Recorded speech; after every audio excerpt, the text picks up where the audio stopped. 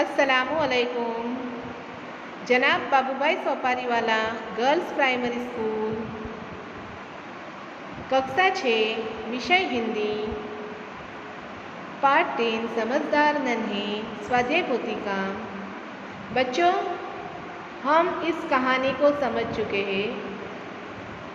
यहाँ पर नन्ही बतख और बिच्छू की बात बताई है। सबका स्वभाव जो होए वो एक जैसा नहीं होता। अच्छे स्वभाव वाले लोग हमेशा अच्छे काम करते हैं और वो दूसरे की भलाई करते हैं, और बुरे स्वभाव वाले लोग बुरे काम करते हैं। जो उनका भला करता है उनके साथ भी वो बुरा व्यवहार करते हैं। हमें किसी भी परिस्थिति में किसी का बुरा नहीं करना चाहिए। यहाँ पर नन्ही बतख है, वो स्वभाव कैसा है उसका अच्छा है, जबकि बिच्छू का स्वभाव बुरा है, वो हमेशा बुराई करता है। नन्ही उसके साथ भला करती है, फिर भी वह उसे डंक मारता है, लेकिन वह उसकी अपनी अच्छी आदत नहीं छोड़ती। अब हम आज इसका देखने वाले हैं स्वाध्याय पोथी काम, जिसमें हम पहला प्रश्न देखेंगे। निम्नलिखित प्रत्येक प्रश्न के उत्तर के लिए दिए गए विकल्पों में से सही विकल्प चुनकर उसका क्रम अक्षर प्रश्न के सामने दिए गए बॉक्स में लिखिए। यहाँ पर पहला सवाल है, बिच्छू को खाली जगह सूझी। क्या आएगा? शैतानी। बिच्छू को शैतानी सूझी, सी। दूसरा सवाल, बिच्छू अपनी गंदी आदत का खाली जगह था। बिच्छू अपनी गंदी आदत का गुलाम था, मतलब बी आएगा, तो हम यहाँ लिखेंगे बी। बिच्छू के प्राण पुनः किसमें पड़ गए? संकट में पड़ गए। बिच्छू के प्राण संकट में पड़ गए, मतलब सी आएगा। मौत सामने देखकर बिच्छू को किसकी याद आई? नन्हे की याद आई। मौत सामने देखकर बिच्छू को नन्हे की याद आई, मतलब डी आएगा। बिच्छू ने किसी डंक ना मारने का वचन दिया? निर्दोष को, डी आएगा निर्दोष को। बिच्छू दूसरी बार कहाँ गिरा? पानी की धारा में, ए आएगा। आगे देखें प्रश्न नंबर 2। कोष्टक में से उचित शब्द चुनकर रिक्त स्थानों की पूर्ति कीजिए।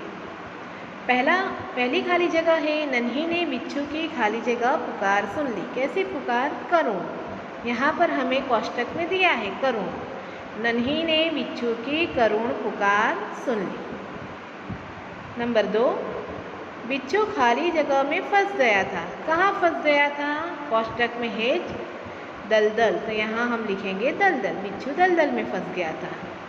नंबर 3, डंक मारना बिच्छू का खाली जगह है।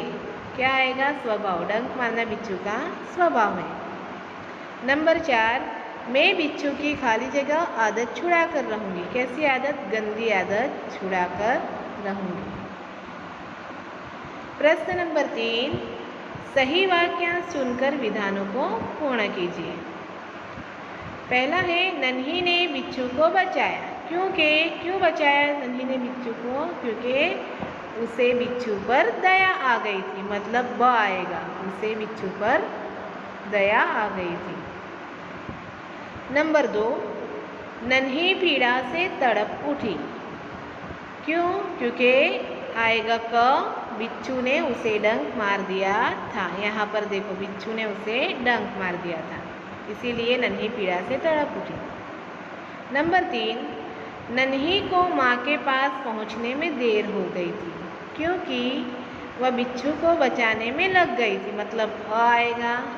क्या आएगा? वह बिच्छू को बचाने में लग गई थी। आगे देखें हम, बिच्छू शर्म से पानी पानी हो गया। क्यों हो गया? क्योंकि उसकी दूसरी बार बचाने वाली नन्ही को वह डंक मारने जा रहा था, मतलब अ आएगा। उसे दूसरी बार बचाने वाली नन्ही को वह डंक मारने जा रहा था। आगे देखें प्रश्न नंबर 4। निम्नलिखित प्रश्नों के उत्तर एक एक वाक्य में लिखे।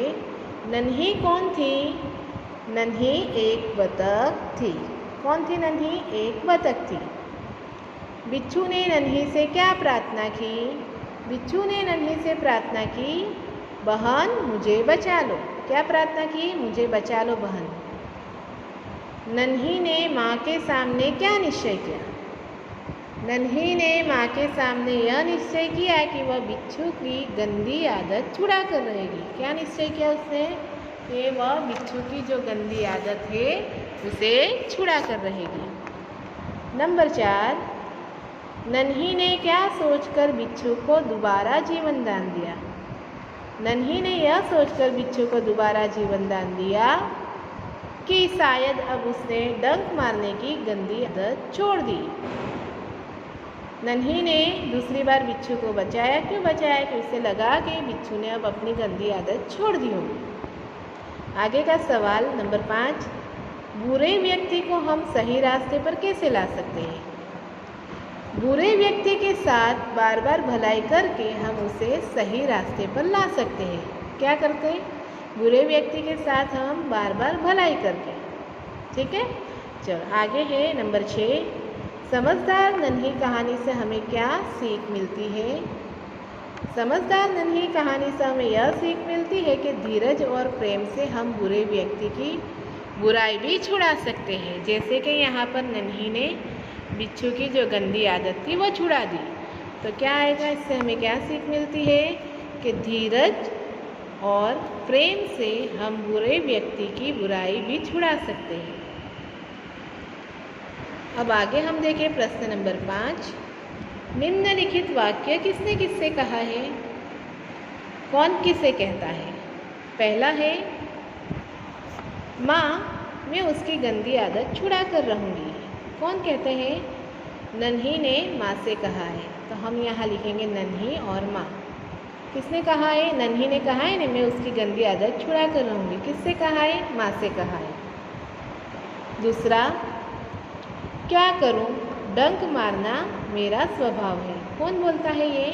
बिच्छू। किसे कहता है? नन्ही से। तो हम लिखेंगे बिच्छू ने नन्ही से कहा। नंबर 3, तुम यह गंदी आदत छोड़ दो, नहीं तो मुसीबत में कोई तुम्हारी मदद नहीं करेगा। तो क्या आएगा? नन्ही ने बिच्छू से कहा है। नन्ही बोलती है ना बिच्छू को कि तुम अपनी आदत छोड़ दो। किससे कहती है? बिच्छू से। आगे नंबर 4, भलाई करना मेरा स्वभाव है। यह नन्ही बिच्छू से कहती है कि भलाई करना तो मेरा स्वभाव है। तो हम उत्तर लिखेंगे नन्ही ने बिच्छू से कहा है। आगे, मैं वचन देता हूँ कि अब मैं किसी निर्दोष जीव को डंक नहीं मारूंगी। कौन कहता है ये? बिच्छू नन्ही से कहता है। जब उसे पछतावा होता है तब वह बिच्छू नन्ही से कहता है। तो हम यहाँ लिखेंगे बिच्छू ने नन्ही से कहा है। समझ में आया? बच्चों, ये सारे प्रश्नों के उत्तर आपको आपकी हिंदी की स्वाध्याय पोथी में सुंदर अक्षरों में लिखने हैं, समझ के लिखने हैं। Thank you.